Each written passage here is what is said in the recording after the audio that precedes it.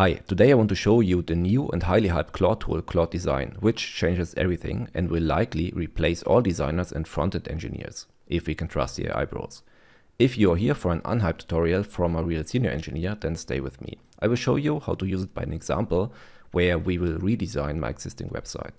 To access Claude Design, you have to type claude.ai/design. After that, the website will look like this if you are logged in. On the left, you have a sidebar where you can select what you want to do. This is what you will mainly use: prototyping with a wireframe or a high fidelity mockup. So this is what we're also gonna do. So you can call your prototype project whatever you want. In this case, I call it test, and I will choose a high fidelity mockup. What you can also do is to use a slide deck. So you can create presentations, you can create something from an existing folder, or other, which is actually just a blank template. But this is what you will use most of the time. So let's just click on create. This will just take a few seconds, and then we are in a new project. So I will go back to home because something has changed here. Here you can see a new project. This is what we just created. And then you've got other tabs here. So you've got recent with your recent projects. Then you've got your designs, which is a collection of all of the designs that you created. Examples, where you can just copy the prompt or just click on a button and create this project with this exact prompt. And the last one is design systems. So here you can create a new design system, and I think this is kind of undervalued at the moment. So you can create a new design system, and what's really cool is that you can link a GitHub repository. So in my opinion, this should not be a complete project, but more like CSS files, your icons and something like that, that you can reuse in every project. You can also directly link code from your own computer, update a Figma file, or update fonts, logos, and further assets. So, but in this case, we will do it without this.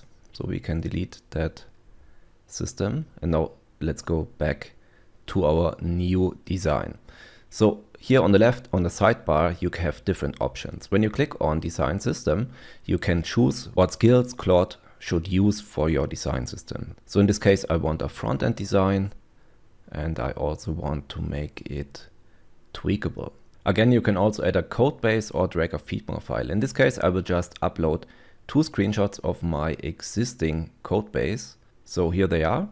After setting a few options and uploading the screenshots, you can now prompt Claude to work with these assets. In this case, I just wanted to redesign the website, modern, more hacky design. So nothing really specific. I want to let Claude Code figure it out on its own. So when we click on send, this will now start a process. So this is what happens next. Claude will come up with a few questions based on your options and based on your screenshots. So in this case, based on our prompt, it will ask back what flavor of hack are you going for. So terminal CI, monospace, green on black. So this is what I will use now. For everything else, there is also an option if you don't have a plan and just want to let Claude think for you, then just click decide for me. In this case, there's nothing left, but this is also optional. Decide for me, decide for me, decide for me. And here I keep everything blank. Now let's click on continue. And based on our prompt, Claude will now start building everything. You can see here is a to-do list of what it does.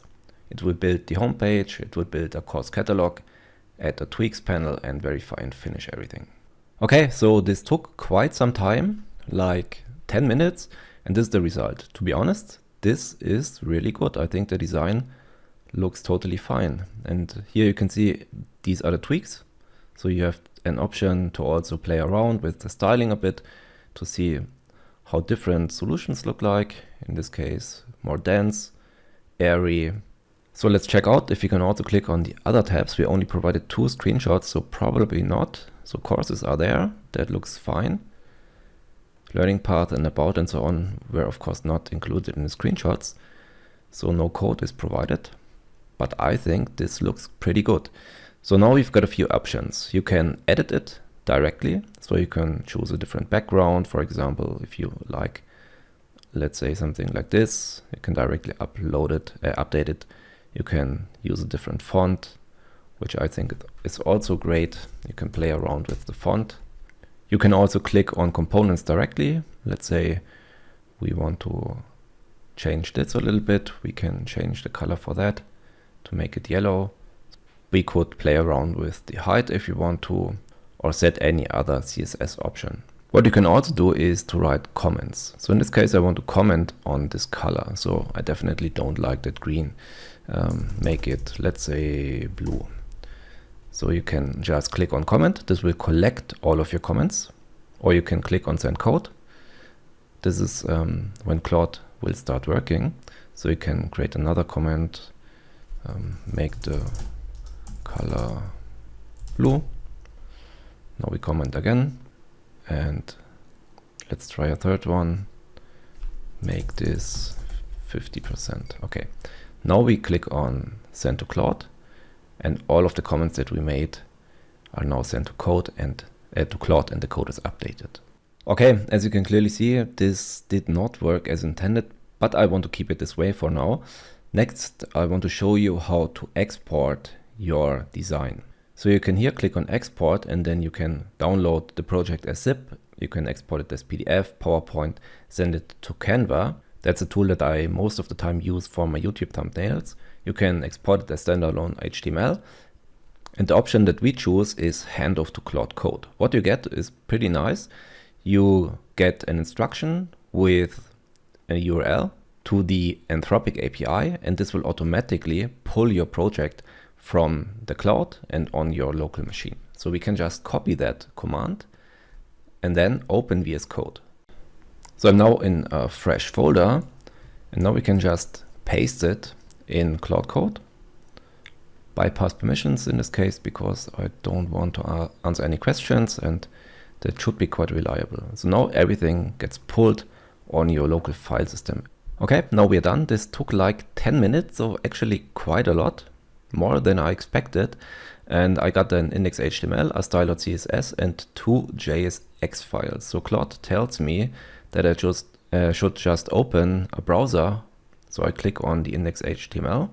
So if we have a look at the network tab, we can see in our console that we've got a few errors.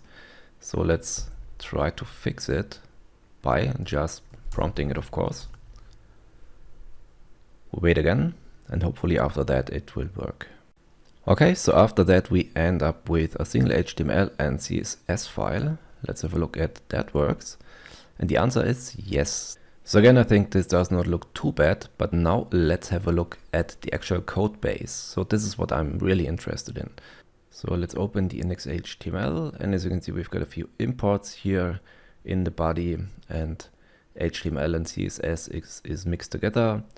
This is actually okay-ish because it uses constants and not, let's say, something like variables.